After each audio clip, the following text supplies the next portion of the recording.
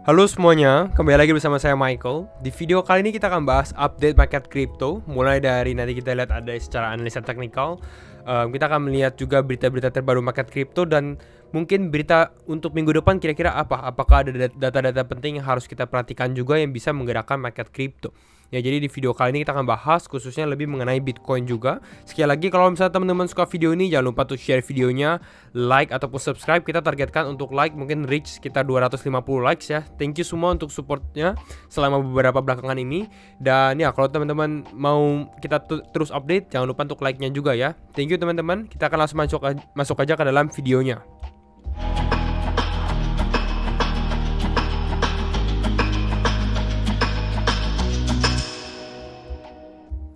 Oke, kita langsung masuk. Kita lihat di sini untuk market crypto di mana Bitcoin masih tergolong sideways ya selama beberapa hari atau mungkin di weekend ini. Kalau teman-teman perhatikan, memang Bitcoin ini nggak terlalu banyak pergerakan yang terlalu signifikan.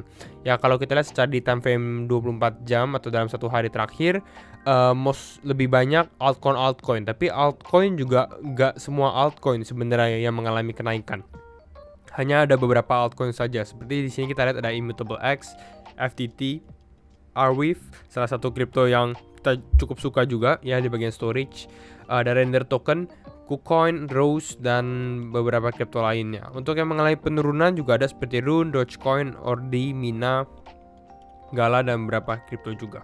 Ya, untuk Fear and Greed saya notice ada beberapa perubahan. Dimana kalau teman-teman perhatikan di sini, Greed udah masuk ke dalam market Amerika nih, US market. Bahkan nih teman-teman bisa lihat nih, Greed is driving the US market gitu ya, udah mulai masuk ke dalam market Amerika.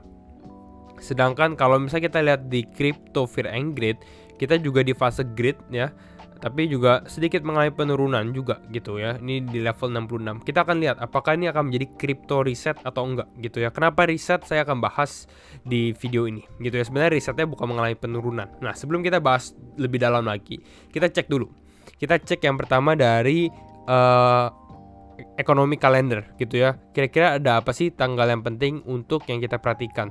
Sebenarnya kalau saya lihat ya, untuk minggu depan lumayan nggak terlalu banyak data yang keluar. Jadi ini akan cukup bagus untuk market lebih organik lah gitu ya. Jadi pergerakannya benar-benar ya bukan data driven.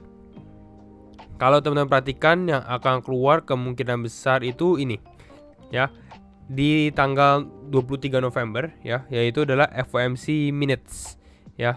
Ini hari Kamis jam 2 pagi ya. Jadi hari Rabu, sebenarnya hari Rabu pagi lah gitu ya, jam 2 pagi gitu ya. Kamis setelah midnight ya, setelah tengah malam. Nah, kita bahas untuk data. Nah, ini yang kita bisa lihat ya. Kemarin kalau teman-teman lihat dalam beberapa video terakhir, kita membahas grafik ini, di mana grafik RSI atau Relative Strength Index untuk market crypto rata-rata ini di area overbought atau udah merah gitu ya. Merah biasanya artinya apa? Artinya banyak orang yang mulai membeli kripto, beli overbought. Berarti artinya apa? Artinya over beli gitu ya. Kebanyakan orang yang beli, demand-nya tuh tinggi sekali. Ya, biasanya ketika udah mulai terjadi overbought, yang terjadi apa? Yang terjadi adalah sedikit penurunan di harga. Dengan seperti itu RSI-nya akan kereset, dan kita bisa lihat untuk rata-rata RSI ini di time frame 4 jam ya, ini udah kembali ke dalam netral lagi.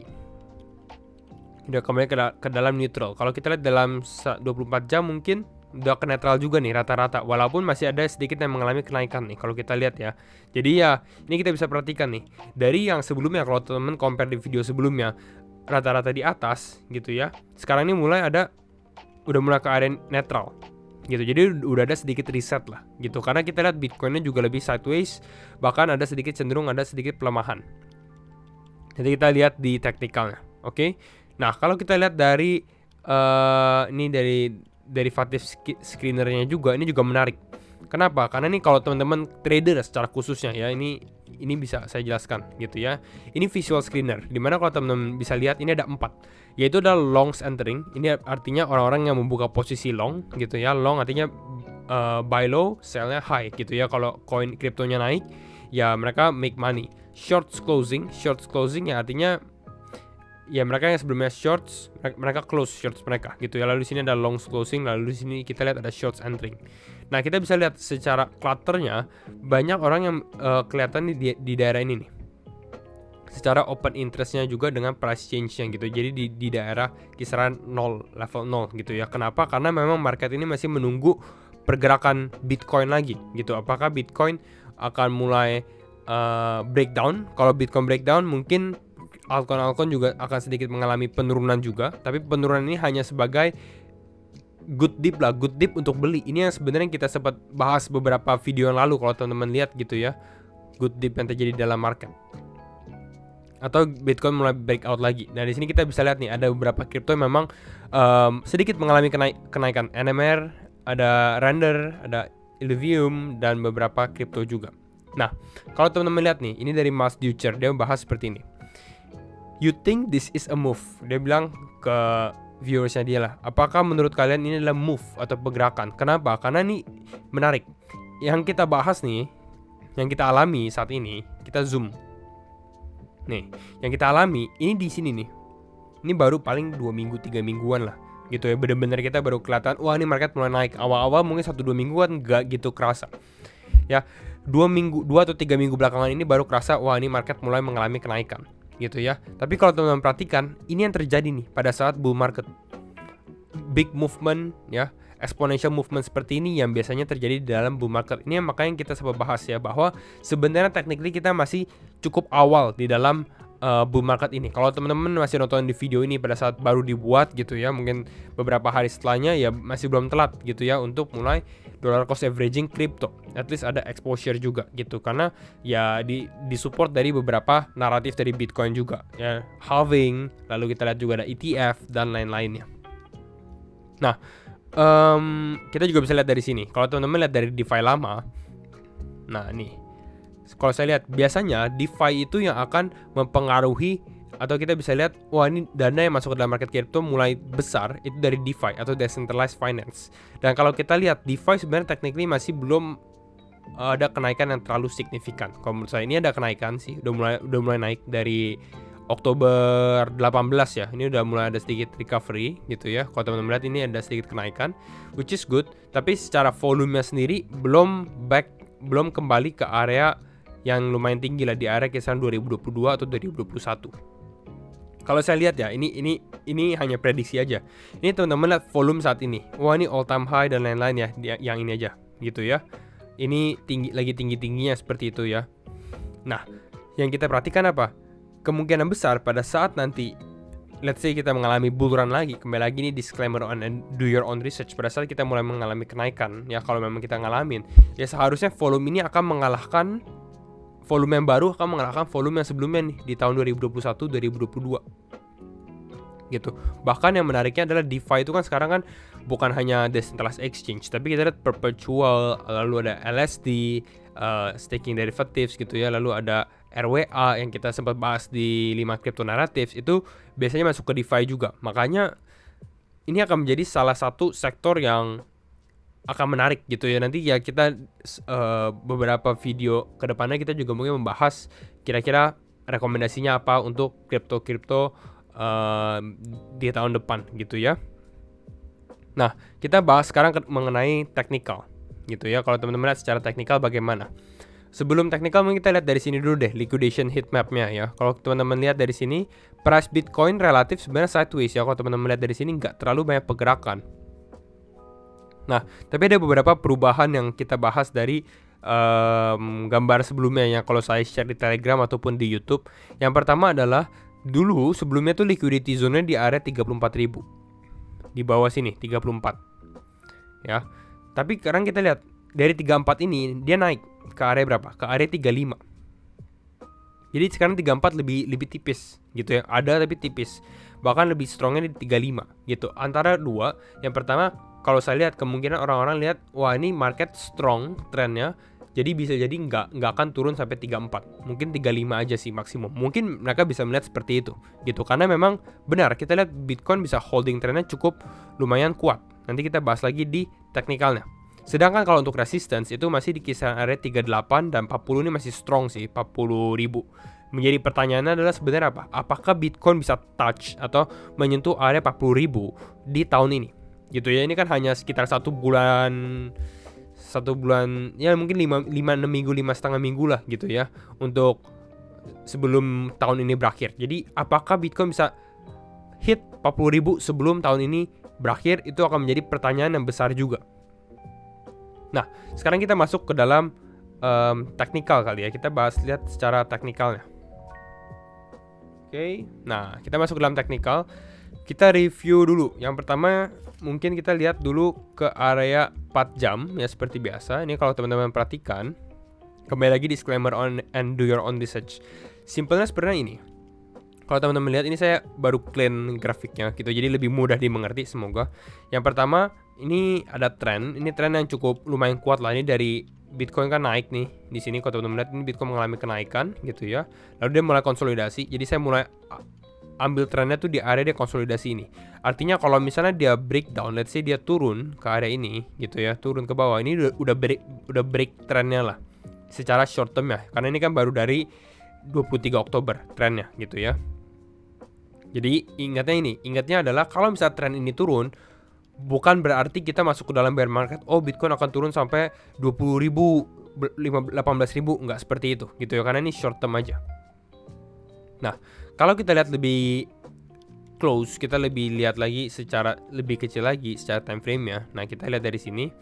Nah, yang kita lihat adalah Bitcoin kemarin sempat hari Kamis ya, sempat testing ke area lower trend ini gitu. Ini sempat kita bahas juga di video yang ini, di mana Bitcoin mengalami koreksi dan memang mengalami koreksi.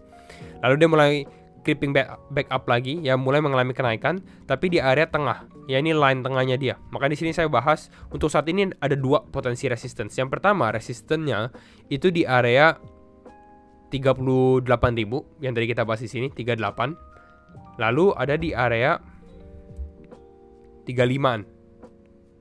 Ya 35.500, 35.600-an. Jadi ini hanya menunggu. Ya ini Bitcoin lagi di tengah-tengah. Apakah Bitcoin mau tes ke atas lagi gitu ya? Atau Bitcoin mungkin koreksi ke bawah. Nah, koreksi di area ini mungkin bisa tertahan oleh supportnya. Tapi yang harus kita perhatikan sebenarnya adalah support ini kan udah cukup bertahan lama juga sih. Dan Bitcoin ini udah 2 tap. Kalau saya lihat skenario yang menarik sebenarnya ya adalah untuk Bitcoin mungkin tes lagi ke atas. Ya, ini membuat seperti 3 kali tap ke atas ini gitu ya.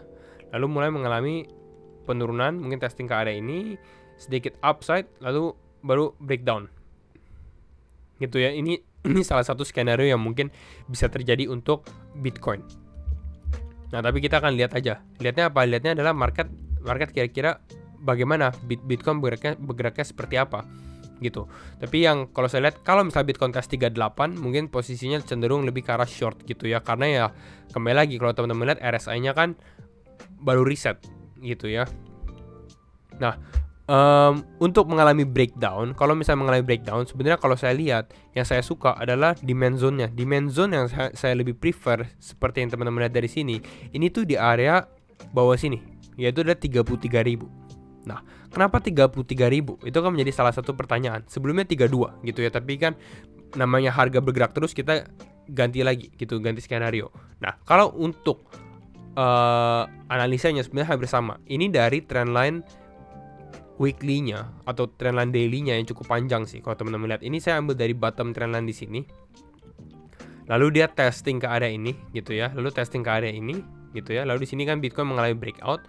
Jadi potensi sebenarnya maunya adalah Bitcoin ini untuk testing ke area trendline yang di area ini nih. Ini yang saya gambarkan. Maunya Bitcoin testing ke area tersebut gitu. Dan ini kita lihat kan, secara trendline-nya kan mengalami kenaikan terus. Jadi selama berjalannya waktu ya makin lama makin tinggi trendline-nya gitu. Makanya kalau teman-teman tanya kenapa dari 32 ke 33, ya karena hal itu. Kalau di time frame daily lebih jelas lagi gitu. Di sini ada rejection, ya di sini ada rejection.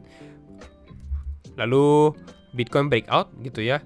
Jadi it's fair to say dimana kita kalau mau Bitcoin turun atau target turun ke area bawah sini, which is sekitaran area 33 ribuan, make sense. Oke. Nah, ditambah apa? Ditambah kalau teman-teman perhatikan di sini exponential moving average 50-nya yang warna merah di sini, ini juga berada di area tersebut. gitu. Jadi kalau saya lihat potensi skenario Bitcoin untuk mengalami koreksi, ini mungkin keadaan ini untuk deep correction lah, koreksi yang lumayan besar, dan ini akan menjadi opportunity untuk buying ya.